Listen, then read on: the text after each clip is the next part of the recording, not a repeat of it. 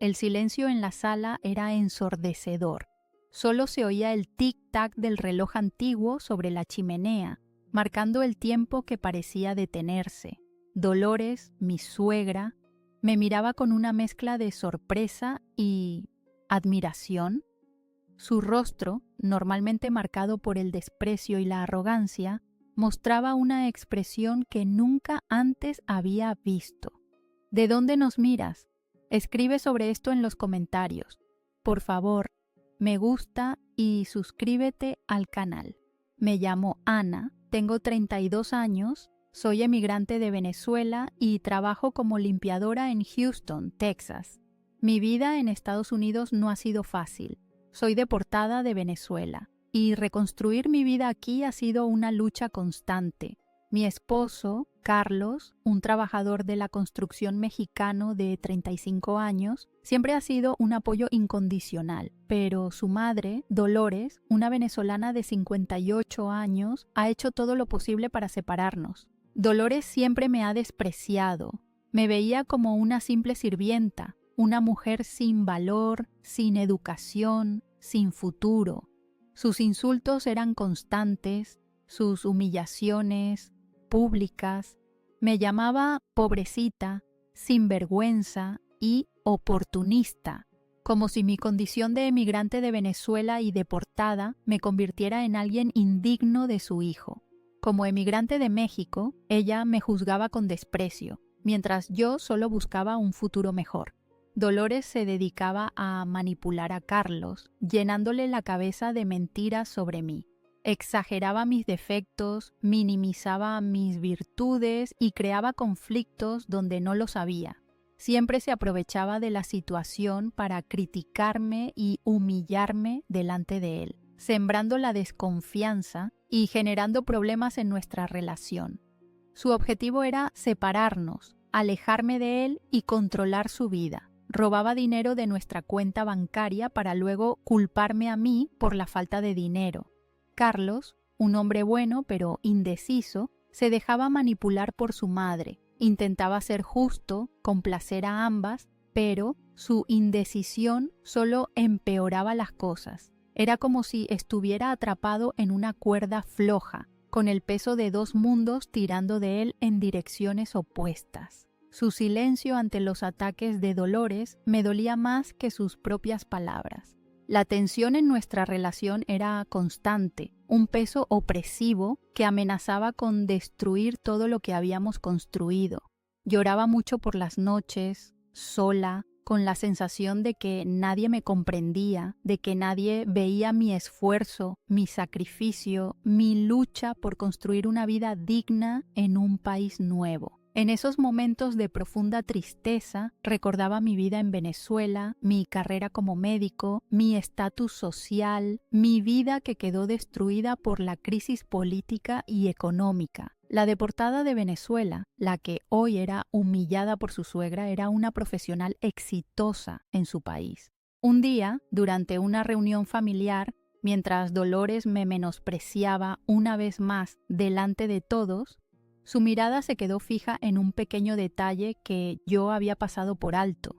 La pulsera médica que llevaba puesta, la misma que conservaba de mi vida en Venezuela con mi nombre y mi profesión grabados. Dolores se quedó muda. Sus ojos se abrieron como platos. Mientras las palabras de desprecio se le congelaban en los labios, le pedí que se disculpara por todas sus humillaciones, pues nunca se disculpó ni rectificó nada. Las mentiras de Dolores se desmoronaron ante la verdad que ella misma había descubierto. En ese momento, la arrogancia y el desprecio desaparecieron de su rostro, reemplazados por una mezcla de sorpresa, incredulidad, vergüenza y un atisbo de respeto. El silencio en la sala se prolongó por un instante que pareció una eternidad. Dolores, con la boca entreabierta, me miraba fijamente, procesando la información que acababa de descubrir. La pulsera médica, un pequeño detalle que había pasado desapercibido durante meses, había revelado un secreto que cambiaría para siempre la dinámica de nuestra relación. Tras unos minutos de silencio, Dolores finalmente habló, su voz normalmente dominante y arrogante, era ahora baja, insegura. ¿Eres doctora?, preguntó con incredulidad. Asentí, las lágrimas brotando de mis ojos. Había mantenido mi pasado en secreto, avergonzada por haber perdido todo, por haber tenido que empezar de nuevo desde cero. El orgullo, la vergüenza, el miedo me habían impedido contarles mi historia. Comencé a explicarles mi historia. Les conté mi vida en Venezuela, mi carrera como médica, el éxito profesional que había logrado, la pérdida de todo a causa de la crisis política y económica, mi huida desesperada a Estados Unidos, mi deportación, la lucha por reconstruir mi vida y mi decisión de empezar de nuevo, desde cero, como limpiadora. Mientras hablaba, Dolores escuchaba con atención, su expresión cambiando gradualmente de incredulidad a asombro, luego a comprensión y finalmente a un profundo arrepentimiento. El orgullo y el prejuicio que habían dirigido su comportamiento durante meses fueron reemplazados por una nueva conciencia, una nueva perspectiva. Carlos también escuchaba con atención, su rostro reflejando una mezcla de conmoción y tristeza. Había sido testigo de las humillaciones que su madre había infligido sobre mí, pero nunca había comprendido el verdadero alcance de su comportamiento. La verdad sobre mi pasado lo había conmovido profundamente. Después de mi relato, el ambiente en la sala cambió radicalmente. El desprecio y el menosprecio fueron reemplazados por el respeto, la empatía y la comprensión.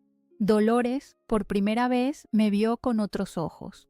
Ya no me veía como una simple limpiadora, sino como una mujer que había superado dificultades inmensas, que había demostrado una fuerza de voluntad extraordinaria y que había conservado su dignidad a pesar de todo. Dolores pidió disculpas. Sus disculpas fueron sinceras, llenas de pesar y de un profundo arrepentimiento. Reconoció su comportamiento, sus errores y su profunda falta de empatía. Pidió perdón por el daño que me había causado, por las humillaciones, las mentiras y las manipulaciones. Fue una transformación completa, un cambio radical que nadie había esperado. La relación entre Dolores y yo cambió radicalmente. El desprecio, la manipulación y la tensión fueron reemplazadas por el respeto, la comprensión y la compasión. Dolores se convirtió en una aliada, una confidente, una amiga inesperada. Su ayuda en la casa era genuina, su afecto sincero. Hablábamos de nuestras vidas, de nuestras experiencias, de nuestras luchas y de nuestros sueños. Con el tiempo, la relación entre Carlos y yo también se fortaleció. Él había aprendido la lección de la manipulación, había visto la verdad y había decidido apoyarme incondicionalmente. Había comprendido la profundidad de su madre, sus traumas y sus inseguridades. Nuestra relación se había transformado en una sólida alianza basada en la confianza, la honestidad y el amor incondicional. El futuro parecía brillante, lleno de esperanzas y proyectos compartidos. Pero la vida, como siempre, guardaba un último giro imprevisto, un último capítulo que definiría para siempre el curso de nuestras vidas y sellaría el destino de Dolores. La transformación de Dolores fue gradual pero significativa. Su arrogancia y su desprecio disminuyeron, reemplazados por una humildad inesperada. Sus intentos de manipular a Carlos se volvieron menos frecuentes y sus comentarios hirientes desaparecieron casi por completo. Había comenzado un proceso de introspección, de reflexión sobre su comportamiento pasado y las consecuencias de sus acciones. La terapia que comenzó a realizar resultó ser fundamental para su transformación. Con la ayuda de un profesional, Dolores comenzó a confrontar sus propios demonios, a entender las raíces de su comportamiento tóxico y a construir una nueva forma de relacionarse con los demás. Nuestra relación también evolucionó. Aunque la confianza nunca se recuperó por completo, se estableció una nueva dinámica, basada en el respeto, la comprensión y la compasión. Las conversaciones eran más calmadas, más honestas y carentes de la tensión y la manipulación que habían caracterizado nuestra relación durante años. El perdón, aunque no fue inmediato ni fácil, se convirtió en el cimiento de una nueva relación, más sana, más equilibrada y más respetuosa. Carlos, liberado de la influencia tóxica de su madre, se mostró más seguro de sí mismo, más presente en nuestra vida familiar y más comprometido con nuestra relación. Su apoyo incondicional, su comprensión y su amor incondicional fueron fundamentales para superar los obstáculos y para construir una familia fuerte y unida. Su capacidad de discernir la verdad, de ver más allá de las manipulaciones de su madre, lo había fortalecido, generando una nueva confianza y seguridad en sí mismo. Mi propio crecimiento personal también fue significativo. Había aprendido a perdonar, no por olvidar, sino por liberarme del peso del resentimiento y del odio. Había aprendido a establecer límites claros, a protegerme de las manipulaciones y a priorizar mi propia felicidad. Había aprendido a valorar la compasión, la empatía y la comprensión de la fragilidad humana. Había descubierto una fuerza interior que jamás pensé que poseía, una fuerza que me había permitido superar las adversidades y construir una vida plena y satisfactoria. Mi carrera como médica, aunque truncada por la situación en Venezuela, se había reavivado. Comencé a trabajar como voluntaria en una clínica local, utilizando mis habilidades y mi experiencia para ayudar a personas necesitadas. La satisfacción de ayudar a otros, de utilizar mi conocimiento para mejorar la vida de los demás, se convirtió en una fuente de profundo significado y propósito. El trabajo voluntario me ayudó a superar la culpa y el arrepentimiento por la pérdida de mi carrera en Venezuela, permitiéndome reconectar con mi pasión y mi vocación. Dolores, por su parte, comenzó a involucrarse en actividades comunitarias, ofreciendo su tiempo y su experiencia a personas en situaciones similares a las que ella había vivido. Su transformación fue completa. La amargura, el resentimiento y la manipulación habían dado paso a la humildad, la compasión y la gratitud. Ella utilizaba su experiencia para ayudar a otros, para prevenir que otras familias sufrieran la misma toxicidad que ella había generado. Su nueva vida, aunque modesta, estaba llena de propósito y significado. Un día, mientras celebrábamos un evento en la comunidad, Dolores sufrió un desmayo. Fue un evento inesperado, un suceso que desencadenaría la culminación de esta historia, revelando un último giro imprevisto del destino. Un suceso que pondría a prueba la capacidad de perdón, comprensión y resiliencia que había construido durante tanto tiempo. Dolores fue trasladada de urgencia al hospital. Los médicos diagnosticaron un aneurisma cerebral.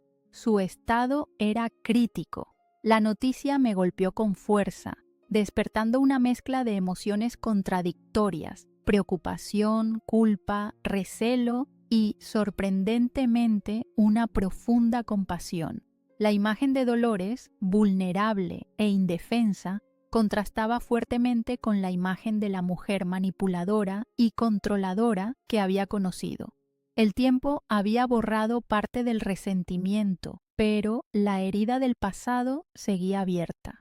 A pesar de todo lo que había sufrido por su culpa, la idea de que Dolores pudiera morir me llenó de una profunda tristeza. Visité a Dolores en el hospital con regularidad. Carlos y yo nos turnábamos para estar a su lado, ofreciéndole nuestro apoyo, nuestra compañía y nuestra preocupación. Pasamos horas sentados junto a su cama, esperando, rezando, recordando. El tiempo que pasé junto a ella fue un momento de gran intensidad emocional, un encuentro que trascendía el pasado y se enfocaba en la fragilidad de la vida y en la necesidad de compasión. Había momentos en que el dolor y la tristeza me abrumaban, pero la paz que había logrado construir con Carlos y el apoyo de mi familia y amigos me sostenían, me daban fuerza para seguir adelante. Durante su hospitalización, Dolores permaneció inconsciente la mayor parte del tiempo. Había momentos en que abría los ojos, me miraba con una expresión de confusión y, en ocasiones, un atisbo de arrepentimiento. En esos instantes breves sentí una profunda empatía por ella. Comprendí que su comportamiento tóxico no había sido solo un acto de maldad, sino una manifestación de sus propias heridas, de sus propios traumas y de su propia desesperación. Su manipulación, su crueldad, habían sido producto de un dolor profundo, un dolor que ella nunca había sabido o podido expresar. El equipo médico me mantenía informada sobre el estado de Dolores. Su condición era inestable, con fluctuaciones entre la estabilidad y la gravedad. La incertidumbre era constante, la espera angustiosa. La posibilidad de que Dolores no sobreviviera se hizo cada vez más real. La culpa y el resentimiento que había logrado superar volvieron a asomarse, creando una mezcla compleja de emociones que me abrumaban. En esos momentos de profunda angustia, recordaba todo lo que había superado, todos los obstáculos que había vencido, y la resiliencia me dio la fuerza necesaria para afrontar la situación. Un día, mientras estaba sentada junto a la cama de Dolores, recordando el pasado y reflexionando sobre nuestra relación, encontré una pequeña libreta en su mesita de noche. Era una libreta vieja, desgastada, con las páginas llenas de escritura. Era un diario personal, donde Dolores había descrito su vida, sus miedos, sus traumas y su profundo arrepentimiento. Era su testamento, su última confesión, un documento que iba a revelar la verdad completa de su vida y que cambiaría para siempre el curso de la nuestra. Con manos temblorosas, abrí la libreta de Dolores. Las páginas, amarillentas y desgastadas por el tiempo, estaban llenas de una letra pequeña y temblorosa. Era un diario íntimo, una confesión sin tapujos de una vida marcada por el dolor, la soledad y el arrepentimiento. Dolores había escrito sobre su infancia, sobre su difícil relación con su madre, sobre las carencias emocionales que la habían marcado para siempre. Las palabras de Dolores me conmovieron profundamente. Describía una infancia llena de abandono, de maltrato emocional y de una profunda sensación de soledad. Hablaba de su propia madre, una mujer fría, distante y cruel que nunca le había brindado el amor y el apoyo que necesitaba. Hablaba de su propia inseguridad, de sus miedos a la soledad y al rechazo, de su necesidad enfermiza de control. Dolores describió cómo su propia experiencia de abandono había moldeado su personalidad, cómo su necesidad de control había nacido de su profundo miedo a la soledad y cómo su comportamiento tóxico hacia mí había sido una forma de protegerse del dolor, de la inseguridad y del rechazo. Sus palabras eran una confesión desgarradora, una petición silenciosa de comprensión y de perdón. Mientras leía el diario, comprendí la complejidad de la personalidad de Dolores, las raíces de su comportamiento tóxico y la magnitud del daño que me había causado. Su manipulación, su desprecio y su odio no habían sido actos de maldad deliberada, sino una manifestación de sus propias heridas, de sus propios traumas y de su propio dolor. Esa comprensión me liberó del peso del resentimiento, del odio y de la amargura que había cargado durante tanto tiempo. Perdonar a Dolores no fue un acto fácil, pero fue un acto necesario, un paso fundamental en mi propio proceso de sanación. Perdonar no significaba olvidar ni justificar sus acciones, sino liberarme del peso del pasado y encontrar la paz interior. Después de leer el diario, decidí compartir mi descubrimiento con Carlos. Su reacción fue una mezcla de sorpresa, conmoción y profunda comprensión. Juntos, reflexionamos sobre la complejidad de la personalidad de Dolores, sobre el impacto de su infancia en su comportamiento y sobre la necesidad de compasión y perdón. La lectura del diario transformó nuestra perspectiva de la situación. Comprendimos que el comportamiento tóxico de Dolores había sido una consecuencia de su propio dolor, de sus propias heridas y de su propia desesperación. Esa comprensión fue fundamental para cerrar el ciclo, para sanar las heridas del pasado y para construir un futuro basado en la compasión, la empatía y el perdón. En los días que siguieron, la salud de Dolores empeoró. Su condición era inestable, con fluctuaciones entre la estabilidad y la gravedad. La posibilidad de que Dolores no sobreviviera se hizo cada vez más real. La incertidumbre era constante, la espera angustiosa. En ese momento recordé todo lo que había superado, todos los obstáculos que había vencido, y la resiliencia me dio la fuerza necesaria para afrontar la situación. Un último evento, sin embargo, estaba a punto de suceder, un evento que definiría para siempre el curso de nuestras vidas, un evento que cambiaría todo para siempre. Un día, mientras estaba sentada junto a la cama de Dolores, sosteniendo su mano, ella abrió los ojos. Su mirada, antes llena de arrogancia y desprecio, estaba ahora llena de una tristeza profunda, de un arrepentimiento sincero y palpable. Con gran esfuerzo logró hablar. Sus palabras fueron entrecortadas, susurradas, pero llenas de una honestidad brutal. «Perdóname, Ana», dijo con voz apenas audible. «Te hice mucho daño, te humillé, te mentí, te manipulé, fui una mala suegra. Una mala persona». Sus lágrimas fluían sin control, mojando la sábana. Fue una confesión desgarradora, llena de dolor, de culpa y de un arrepentimiento genuino. En ese momento, el peso del resentimiento que había cargado durante años se desvaneció. El odio que había sentido hacia Dolores se disipó, reemplazado por una profunda compasión.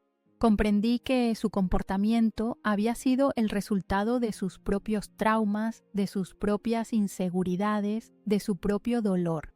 El rencor no me había traído nada bueno, solo sufrimiento. Perdonar a Dolores era un acto de amor propio, un acto de liberación personal. Le dije que la perdonaba. No fue una frase fácil de pronunciar, pero las palabras salieron de mi corazón, llenas de verdad, de compasión y de una profunda paz interior. Fue un acto de liberación, no solo para ella, sino también para mí. El perdón no significaba olvidar el daño que me había causado, ni justificar su comportamiento, sino liberarme del peso del resentimiento y del odio que me habían consumido durante tanto tiempo. Dolores falleció poco después. Su muerte no me produjo dolor ni resentimiento. Sentí una profunda tristeza, por supuesto, por la pérdida de la suegra de Carlos, pero sobre todo sentí paz. La paz que solo se puede encontrar cuando se ha perdonado, cuando se ha superado el odio y el rencor, cuando se ha encontrado la reconciliación interior. El funeral fue sencillo, íntimo, una reunión familiar. No hubo drama ni confrontaciones, solo una despedida serena. En ese momento, frente a la tumba de Dolores, comprendí que el verdadero karma no es un castigo divino, sino la consecuencia de nuestras acciones, el impacto que nuestras decisiones tienen en nuestras propias vidas y en las vidas de los demás. Dolores había pagado el precio de sus errores, no con un castigo externo, sino con el dolor de la soledad, el arrepentimiento y el sufrimiento. Su muerte fue una liberación para ella y para nosotros. La vida, como un río, sigue su curso. Había superado las adversidades, había perdonado, había sanado y había aprendido a vivir plenamente, con amor, con confianza y con gratitud. El pasado había quedado atrás, convertido en una lección invaluable. Había aprendido a establecer límites, a proteger mi propia felicidad, a confiar en mi fuerza interior y a comprender que el verdadero triunfo no se encuentra en la venganza, sino en la capacidad de perdonar y seguir construyendo una vida llena de amor, de esperanza y de paz. El karma no es un castigo, sino un ciclo, y el ciclo de mi vida, con sus altibajos y sus lecciones aprendidas, finalmente había encontrado su punto de equilibrio, su armonía, y ese fue mi verdadero triunfo. La emigrante de Venezuela había encontrado su paz y su felicidad.